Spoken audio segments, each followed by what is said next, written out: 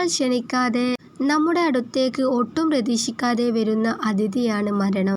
അങ്ങനെയുള്ള ഒരു സങ്കട വാർത്തയാണ് ഇപ്പോൾ കേൾക്കുന്നത്.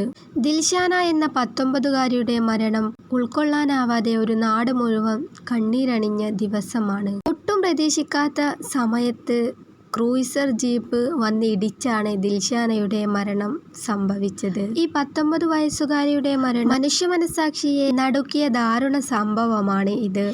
ഇന്നലെ രാവിലെ കമ്പളക്കാട് ക്യാപിറ്റൽ ഓഡിറ്റോറിയത്തിന് സമീപത്താണ് ഈ അപകടം നടക്കുന്നത്.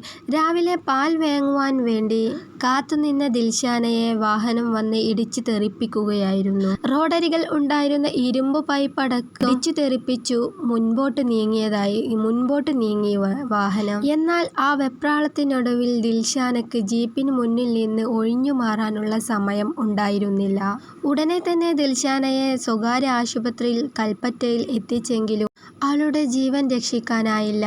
ബത്തേരി സെന്റ് മേരീസ് സ്കൂളിലെ വിദ്യാർത്ഥിനിയാണ് ഇവൾ.